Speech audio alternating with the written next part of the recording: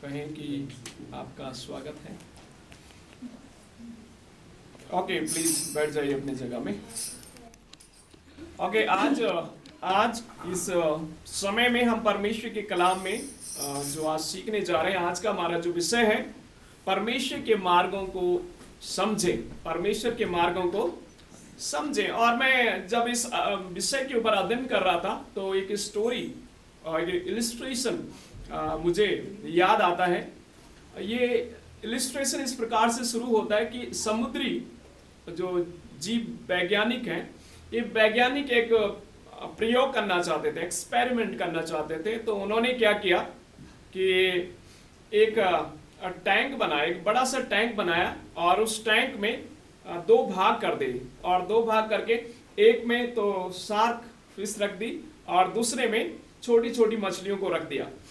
और क्या हुआ, जब शार्क फिश वहां पर रखी गई तो बड़ी जो शार्क मछली थी उसने छोटी छोटी मछलियों को खाना क्या कर दिया, शुरू कर दिया। तो इन वैज्ञानिकों ने एक तरकीब अपनाई।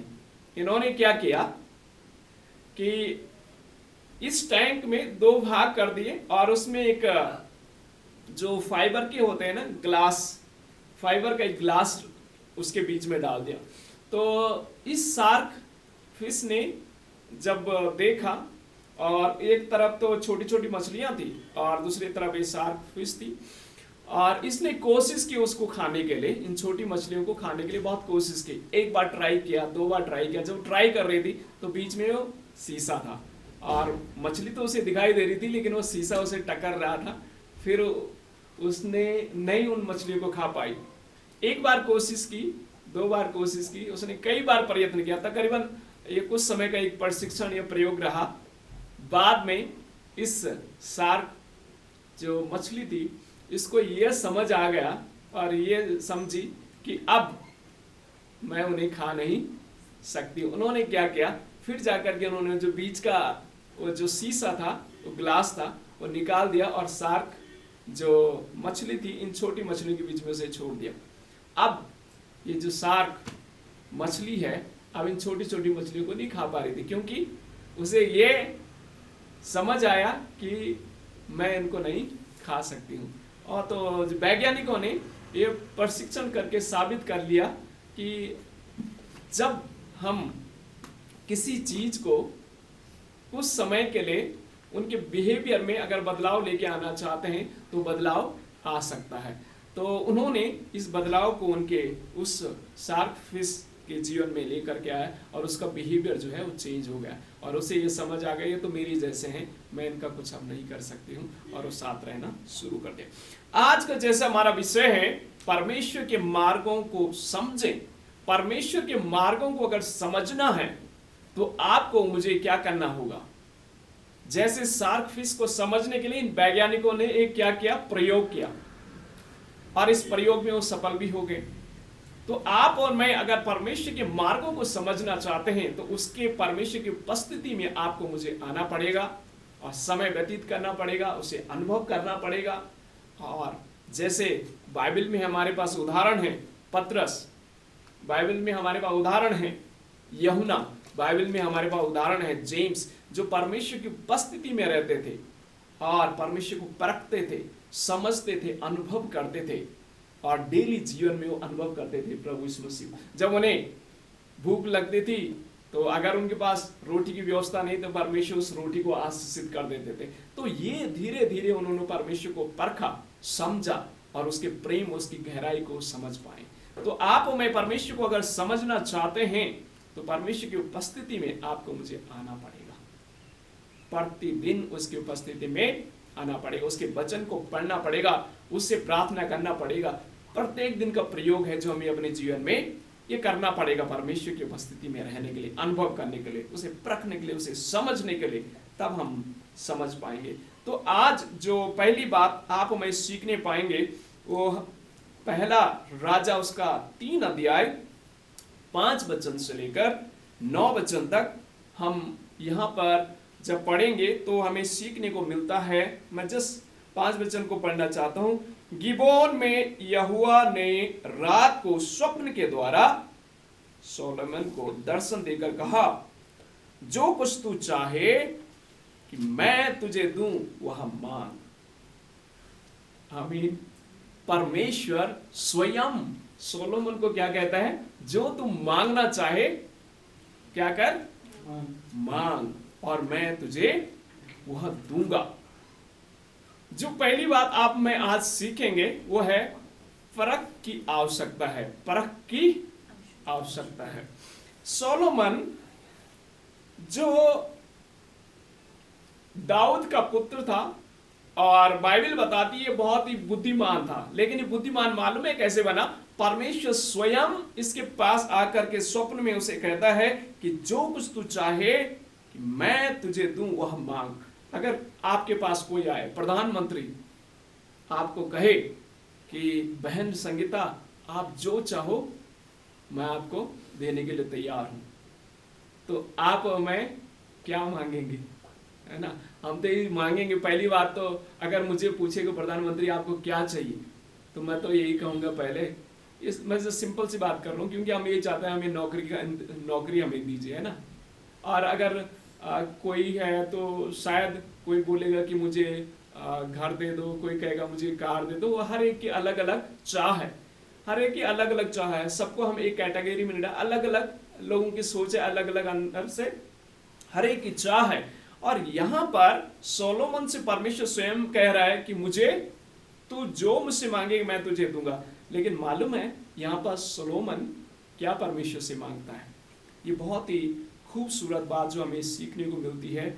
उसने परमेश्वर से मांगा, परमेश्वर से बहुत ही खुश हो गया। 9 वचन में आपके लिए पढ़ना चाहता हूं। लिखा है, तू अपने दास की को अपनी प्रजा का न्याय करने के लिए समझने की ऐसी शक्ति दे कि मैं भले बुरे को परख सकूं, क्योंकि कौन ऐसा है कि तेरे इतनी बड़ी प्रजा का न्याय कर सके। आमीन। सोलोमन क्या मांग रहा है? समझ मांग रहा है। मालूम है आज टेक्नोलॉजी इतनी डेवलप हो गई है। एक ऐप है, आई थिंक ऐप नहीं है ये, एलेक्सा करके एक सॉफ्टवेयर डेवलप किया गया है ना। एलेक्सा आप बताओ कि प्रधानमंत्री का नाम, पूरा नाम क्या है? तो एलेक्सा बताएगा श्री नरेंद्र मोदी। बोले एलेक्सा कब वो प्रधानमंत्री बने? तो एलेक्सा बताएगी कि 2014 में प्रधानमंत्री बने। एलेक्सा बताइए कि रहने वाले कहाँ के हैं? तो एलेक्सा बताएगी कि ये गुजरात के रहने वाले। आप जो पूछोगे वो वहां से जवाब आपको मिलेगा। मालूम है ये ऐसा डेवलप किया गया है। और हाल में मैं कहीं, आई थिंक ये मुंबई की घटना है, मुंबई में एक रॉबोट को तैयार किया है, उसका नाम सालू है। रॉबर्ट का नाम सालू है, और उस एक रॉबर्ट है, वो टीचर है, वो जो पढ़ाती है स्कूल में, और उससे पूछा जाता है कुछ तो जवाब देती, बहुत अच्छे से पढ़ाती। बच्चों से इंटरव्यू लिया जा रहा था, जब ये रॉबर्ट आपको पढ़ाती हैं तो आपको समझ आती हो, कह रहे हाँ हमें बहुत मजा आता है, बहुत अच्छे से पढ़ा रही है। तो आज का टेक्नोलॉजी इतनी डेवलप हो गई है कि ये इंफॉर्मेशन, ज्ञान तो हर एक अंदर भरा हुआ, मतलब सॉफ्टवेयर के अंदर अपलोड किया जाता है प्रोग्राम, और अच्छे से वो बता पा रहे हैं। तो आजकल रॉबोट रिप्लेस हो गए मैन की जगह में, है ना? मैन की जगह में रॉबोट रिप्लेस हो गए। एक रॉबोट, उसको तो एक बार उसमें इन्वेस्टमेंट है, उसको तो सैलरी देने की जरूरत नहीं, टीचर बना करके रख देंगे उसको, बनाने की आगे पर मंथ सैलरी देने की जरूरत नहीं है। लेकिन इंसान को सैलरी की जरूरत है। जब मैं इंटरव्यू को उसको सुन रहा था तो बच्चों से पूछा जा रहा, हाँ हमें मजा आता है पढ़ने में, लेकिन इमोशनली हमें समझने के लिए हमें टीचर ही चाहिए। तो रॉबर्ट के अंदर इंटेलिजेंस हो सकता है, इंफॉर्मेशन हो सकता है, लेकिन समझ जो है इंसान के अंदर है। और यहां पर यूनिक बात जो है, सोलोमन परमेश्वर से कहता है कि परमेश्वर मुझे समझ दे, परखने की समझ दे मुझे। वो कहता है कि मुझे समझने के लिए मदद, परख की समझ दे, मैं भले और बुरे को परख सकूं, सच्चाई को जान सकूं, परख सकूं। इंटेलिजेंस ही काफी नहीं है, हमें समझ की आवश्यकता है, बुद्धि की आवश्यकता है। अगर आप उस रॉबर्ट से, एलेक्सा से पूछेंगे, एलेक्सा ये बताइए कि आज अगर प्रधानमंत्री की जगह अगर आप होते तो आप क्या करते हैं? एलेक्सा कहते हैं कि answer is not found, sorry मेरे पास जवाब नहीं है, है ना? अगर आप एलेक्सा, अगर आप प्रधानमंत्री की जगह होते तो आप क्या करते? तो एलेक्सा मालूम जाओगे, sorry answer is not found. क्यों? क्योंकि ये समझ नहीं है। क्योंकि आजकल हमारे एजुकेशन सिस्टम में भी धीरे धीरे डेवलप अप किया जा रहा है ना। पहले एक रट्टा टाइप का होता था और याद करके जैसे है ना, इंफॉर्मेशन को मगअप करके याद करके, बट अब इंटेलिजेंस यानी थिंकिंग को, समझ को डेवलप किया जा रहा है। तो समझ होना बहुत जरूरी है। और ये सोलोमन ने परमेश्वर से मांगा कि प्रभु मुझे समझ दे, कि तेरे लोगों को मैं समझ सकूं। क्योंकि सोलोमन को मालूम है, और इस वचन को जब आप पढ़ेंगे तो स्पष्ट लिखा हुआ है, कहते हैं इतनी बड़ी संख्या में परमेश्वर, मैं इन लोगों को कैसे इनका न्याय कर पाऊंगा, कैसे इनकी मैं मदद कर पाऊं, क्योंकि बहुत संख्या में लोग हैं और मैं तो छोटा सा बालक हूं। सोलोमन खुद कहता है कि मैं तो छोटा सा बालक हूं, मैं नहीं जानता हूं, मेरे बाहर जाना अंदर आना ये नहीं मैं समझ पाता हूं, कैसे मैं इतने लोगों की अगुवाई कर सकूं, प्रभु मुझे समझ दे। और मालूम है वचन 12 में लिखा है, और जब आप 11 वचन या 10 वचन भी आप पढ़ेंगे, 10 वचन, इस बात से प्रभु प्रसन्न हुआ कि सोलोमन ने ऐसा वरदान मांगा। आमीन। और जब आप नीचे पढ़ेंगे, परमेश्वर ने उसे मालूम है क्या दिया?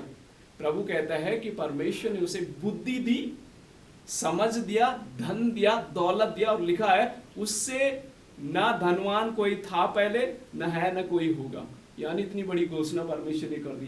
तो सोलोमन जो है, परमेश्वर ने उसे ऐसा अनुग्रह, उसने सिर्फ क्या मांगा परमेश्वर से?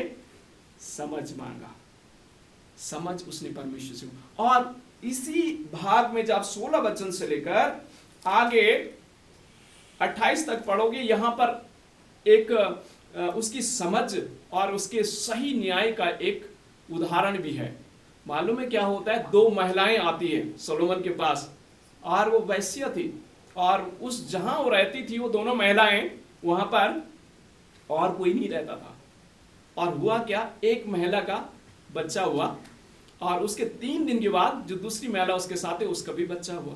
तो जिसका पहला जो बच्चा हुआ था, और जिसका 3 दिन के बाद बच्चा हुआ, तो क्या हुआ, उस जो तीसरे दिन जिसका बच्चा हो, उसका बच्चा मर गया, क्योंकि सुलाते समय या कैसे करके उसका डेथ हो गया। और डेथ होने के बाद ये सीन ये आता है, एक कहती है कि बच्चा मेरा है, दूसरा कहती है बच्चा मेरा है। तो राजा सोलोमन भी अब सोच में पड़ गया, एक कहती कि मेरा है, दूसरा कहती है मेरा है, कोई गवाह भी नहीं है, किसी ने देखा भी नहीं है, किसी ने वो बच्चों को देखा नहीं, ये 2 ही जानते हैं कि सच क्या है। सोलोमन इस बात को सुनते, एक कहती है मेरा बच्चा है जो जिंदा है, दूसरा कहती है कि मेरा बच्चा है जिंदा है। तो इस बात से सोलोमन ने कहा अपने मंत्री से, जाकर के झट से तलवार लेके आओ। तलवार जब सोलोमन के हाथ में थी, उसने कहा बच्चे को लाओ, मैं इस तलवार से इसका 2 भाग कर देता हूं, आधा उसको दूंगा, आधा उसको दूंगा। लेकिन जो सच्ची मां थी, उसने कहा हे राजा, उस बच्चे को उसी को दे दो, उसे मारो नहीं। राजा ने कहा ये बच्चा को मारो नहीं, उठा करके उसको दो, क्योंकि उसका वो बेटा है। क्योंकि मां की ममता, मां की प्रेम और उसकी स्नेह से ये जाहिर हो गया कि मां ये उसकी। और ये जो उसकी समझ और ये जो सोलोमन का न्याय था, पूरी देश में उस समय ये फैल गया, और लोग जो है प्रशंसा करने लगे। किसका? राजा सोलोमन का। मैं आपको इस आज पहले भाग से जो समझाना चाहता हूं ये है, आपको और मुझे परमेश्वर से समझ मांगने की आवश्यकता है। क्या परमेश्वर से मांगे? समझ और बुद्धि मांगने की आवश्यकता है। क्योंकि आप और मैं जिस संसार में रहते हैं ना, जिस जगह में रहते हैं, जब तक आपके पास और मेरे पास परमेश्वर की बुद्धि ना हो, तो आप और मैं सही चीज का परख करना बहुत मुश्किल है। आजकल मेड इन चाइना पता नहीं चलेगा, है ना, कितना अच्छी क्वालिटी का है, आपको ऐसा लगेगा बिल्कुल ब्रांडेड है, एप्पल का फोन है, लेकिन आजकल डुप्लीकेट बहुत जल्दी बन जाते हैं। और इस संसार में इस प्रकार के लोग भी आपके सामने लोग तो बहुत अच्छे से बिहेव करेंगे, आप उनको परखना बहुत मुश्किल है। लेकिन जब परमेश्वर की बुद्धि या परमेश्वर की समझ आपके पास होगी, जैसे सोलोमन के पास थी, तो आप समझ नहीं पाएंगे क्योंकि परमेश्वर ही समझ देता है। परमेश्वर भविष्य जानता है, वर्तमान जानता है और भूतकाल भी जानता है, सब कुछ परमेश्वर जानता है। तो परमेश्वर से हमें समझ मांगने की आवश्यकता है, परमेश्वर से हमें समझ मांगने की आवश्यकता है, परखने की आत्मा मांगने की आवश्यकता है। परमेश्वर से बुद्धि मांगे, समझ मांगे, ताकि परमेश्वर आपको यह देने पाए जैसे परमेश्वर ने सोलोमन को दिया था। परमेश्वर देने वाला है, परमेश्वर देने वाला परमेश्वर है। लेकिन आप और मैं आज परमेश्वर से क्या मांगते हैं? मैं सोचता हूं कि हम ये आप और मैं बहुत सारी भौतिक फिजिकल चीजों, मटेरियल चीजों को मांगते हैं ना परमेश्वर, भौतिक चीजों को। प्रभु मुझे घर दे, प्रभु मुझे कार दे, प्रभु मुझे ये दे, प्रभु मुझे वो दे। प्रभु से हम बहुत सारी ऐसी मटेरियल चीज मांगते हैं।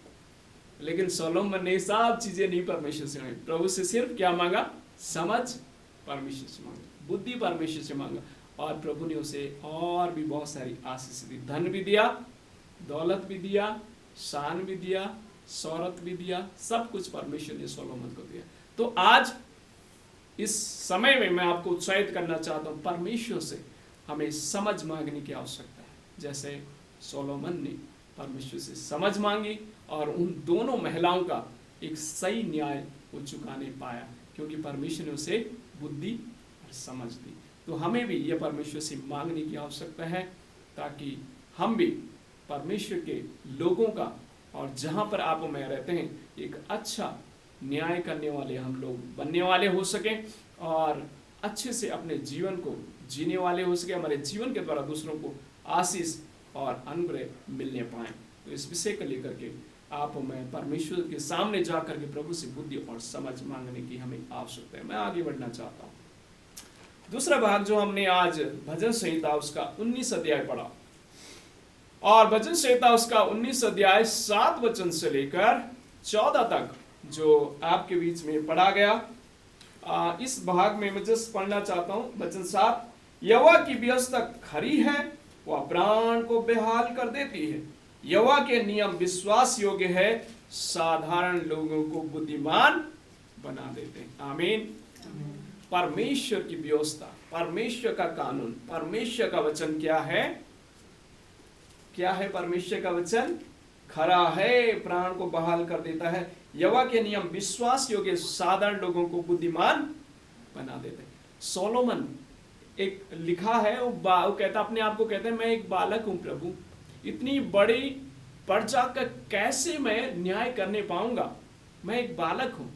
लेकिन उस बालक को बुद्धि देने वाला कौन? परमेश्वर। साधारण लोगों को परमेश्वर बुद्धि देने वाला परमेश्वर है।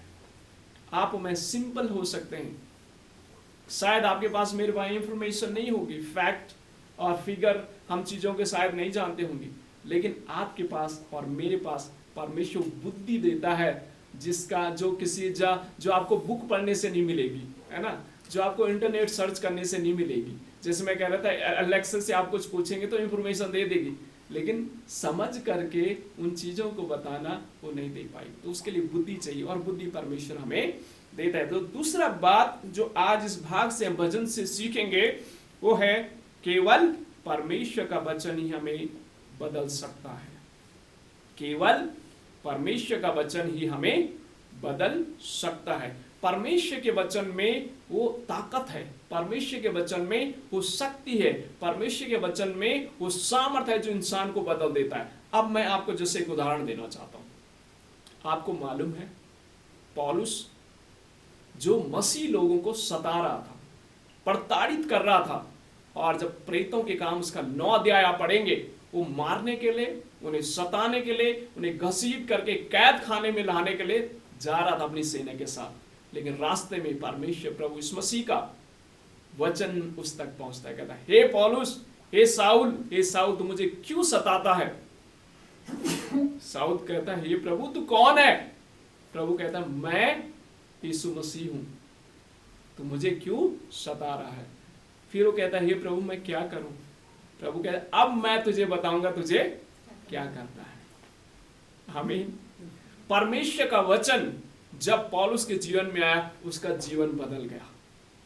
वचन में वो सामर्थ्य है, वचन में वो ताकत है जो जीवन बदल देता, एक शब्द के द्वारा, कि तुझे अब क्या करना मैं तुझे बताऊंगा। परमेश्वर का वचन जो साउल के पास आया, साउल का जीवन ही बदल गया, उसका जीवन बदल गया, उसका नजरिया बदल गया। परमेश्वर का वचन में वो शक्ति है। जब वचन में लिखा 8 वचन में, यहोवा के उपदेश सिद्ध हैं, हृदय को आनंदित कर देते हैं। यहोवा की आज्ञा निर्मल है, वह आंखों में ज्योति ले आती है। परमेश्वर का वचन जो हमारे हृदय को क्या कर देता, आनंदित कर देता है, बदल देता है। बदलने की शक्ति परमेश्वर के वचन में है। पौलुस का हृदय किसने बदला?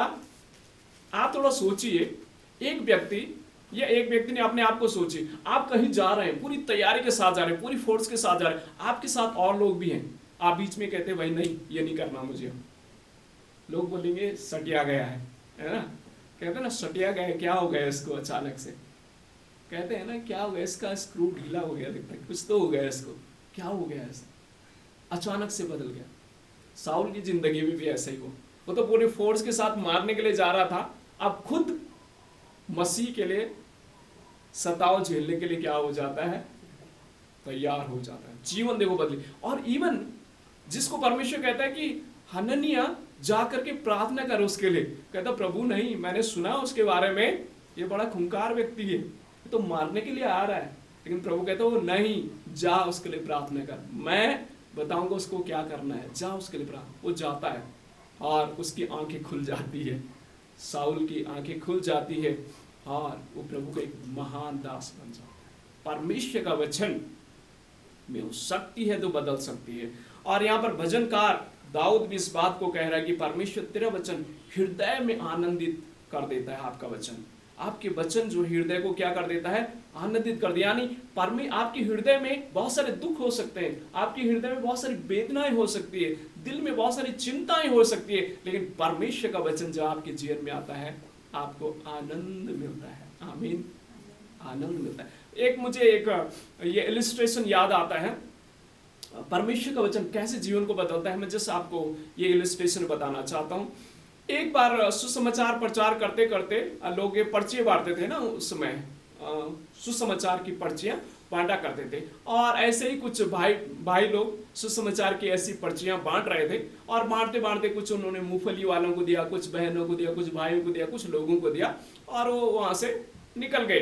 क्या हुआ, एक मूंगफली वाले के पास मूंगफली को खाया, और उस मूंगफली वाले ने उसने कहा मेरे का क्या यूज का है ये वचन, ये पत्री, उसने क्या किया, उसको फोल्ड करके मूंगफली बेच दी। और जो व्यक्ति मूंगफली खा रहा था, खाते खाते रास्ते से होकर के जा रहा था, और ये घटना इस प्रकार से, एक व्यक्ति था जो अपने घर से बहुत चिंतित था, परेशान था, और वो अपने आप को सुसाइड करने से जा रहा था, सुसाइड करने के लिए जा रहा था।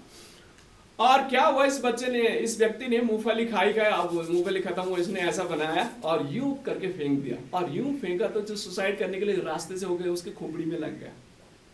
तो उसने देखा ये क्या है, तो उसने जब खोला उसमें इस प्रकार से वचन है, हे बोझ से दबे हुए लोगों, ये परिश्रम करने वाले लोगों, मेरे पास आओ, मैं तुम्हें विश्राम दूंगा। ये जो सुसाइड करने के लिए जा रहा था, इस वचन ने उसे स्पर्श कर लिया। इसके अंदर जो बोझ था, जो परेशानी थी, उसने कहा, उसको बहुत सुकून और शांति से जैसा मिला, और उसमें वो वचन भी लिखा था और फोन भी लिखा हुआ था, फोन नंबर उस पादरी का। तो फिर उसने फोन किया और उस व्यक्ति ने इसके लिए प्रार्थना किया, इसका जीवन भी बच गया। तो वचन में वो सामर्थ्य है, कब किसके जीवन में बदलाव लेके आए, कब किसकी जिंदगी को बचाएगा, ये आप और मैं नहीं जानते हैं। तो परमेश्वर के वचन में ये सामर्थ्य है जो जीवन बदल देता है। आप और मैं शायद कहीं गलत दिशा में जा रहे हैं, गलत रास्ते में जा रहे हैं, शायद कुछ ऐसे पाप आप कर रहे हैं। भजनकार भी कहता है, जहां 12 वचन पढ़ेंगे, अपने भूल चूक को कौन समझ सकता है, मेरे गुप्त पापों से मुझे पवित्र कर, और ढिठाई के पापों से बचा, और मुझे शुद्ध कर, और बड़े अपराधों से मुझे बचा ले। भजनकार इस बात को समझ गया कि प्रभु तेरा वचन मेरे पापों से बचाने के लिए मेरे जीवन को बदल सकता है। प्रभु परमेश्वर के वचन में उस सामर्थ्य है जो आपके और मेरे जीवन को बदल सकता है, पाप से बदल सकता है, गुप्त पापों से। गुप्त पाप क्या है, जो आप कोई और देख नहीं पा रहा, सिर्फ आप जानते हैं वो पाप क्या है। आप जानते हैं आपके जीवन में क्या है वो पाप, क्या है वो गुप्त पाप जो आपके जीवन में है? परमेश्वर का वचन में वो सामर्थ है जो आपके उन गुप्त पापों से भी आपको बचा सकता है, उनसे भी आपको क्षमा कर सकता है। परमेश्वर के वचन में वो शक्ति है। और भजनकार दाऊद इस बात को भली भांति जानता है, अपने अनुभव से वो कह रहा है कि प्रभु तेरा वचन मेरे मार्ग के लिए उजाला, मेरे पाँव के लिए उजालो, तेरा वचन मेरे पाँव के लिए दीपक और मार्ग के लिए उजाला है। परमेश्वर जब हम पाप में जाते हैं, गलत काम में जाते हैं, गलत राहों में जाते हैं, परमेश्वर का वचन हमें क्या करता है? हमें उससे बचाता है, हमें ज्योति में लेके आता है, हमसे बातचीत करता है। परमेश्वर के वचन में वो सामर्थ्य है, वो शक्ति है जो हमारे जीवन को क्या कर सकता है? बदल सकता है। जैसे साउल का जीवन को परमेश्वर ने बदला, जैसे ये सुसाइड करने वाला जा रहा था भाई, उसके जीवन को परमेश्वर ने बदला, आज भी वो परमेश्वर अपने वचन के द्वारा हमें बदल सकते हैं। क्या परमेश्वर का वचन पढ़ते हैं रोज? सवाल तो ये है, सवाल तो ये है, वचन बदलने की शक्ति रखता है। क्या आप इस वचन को रोज पढ़ते हैं? अगर हाँ तो अच्छी बात है, अगर नहीं तो पढ़ने की आदत डालिए, परमेश्वर के वचन को पढ़ने की आदत डालिए, क्योंकि अगर आप पढ़ेंगे तभी परमेश्वर आपके जीवन को बदल सकता है। वचन को पढ़िए, वचन पढ़ने की आदत को अपने जीवन में डालिए, तभी परमेश्वर का वचन आपको बदल देगा, आपके गुप्त पापों से आपको बचाएगा। और भजनकार कहता है 14 वचन, मेरे मुंह के वचन और मेरे हृदय का ध्यान तेरे सम्मुख ग्रहण योग्य हो, ये यहोवा परमेश्वर मेरी चट्टान और मेरे उद्धार करने वाला। भजनकार इस बात से यह स्वीकार करता है कि प्रभु मेरे मुंह के वचन और मेरे हृदय का ध्यान तेरे सम्मुख ग्रहण योग्य होने पाए। जब तक आप मैं परमेश्वर का वचन पढ़ेंगे नहीं, तब तक आप मैं ध्यान उसमें कैसे करेंगे, है ना? तो ध्यान और मनन तभी आप करने पाएंगे जब वचन आप पढ़े। वो वचन जब आप स्ट्रेस में होंगे, जब आप दुख में होंगे, जब आप परेशानी में होंगे, जब आप मुश्किल में होंगे, वो वचन तब आपको याद आएगा जब आपने उसे पढ़ा होगा, जब आपने उस वचन को पढ़ा होगा, जब उस वचन को आपने याद किया होगा, तभी वो वचन आपसे बातचीत करेगा। अन्यथा कैसे होगा, है ना? तो वचन को पढ़ना बहुत जरूरी है। जब वचन को आप पढ़ते हैं, परमेश्वर आपको याद दिला, आपसे बातचीत का, बेटी निराश मत हो, मैं तेरे साथ हूँ, मत इधर उधर मत भाग, क्योंकि मैं तेरा परमेश्वर हूँ। जब आपको डर लगे, जब आपको भय लगे, ये वचन आपको क्या देगा? तसल्ली देगा। आपकी हालात को परमेश्वर का वचन बदल दे। आप निराशा में होंगे, बदल जाएगा आशा और आनंद में, क्योंकि मेरा परमेश्वर मेरे साथ है। एक बार मुझे याद है, मैं कहीं प्रेयर के लिए मैं जा रहा था, और जब मैं प्रार्थना करने के लिए जा रहा था तो वहाँ पर बुरी आत्माओं का कुछ साया था उस घर में। तो जब मैं जा रहा था रास्ते में, तो आप यकीन नहीं करोगे,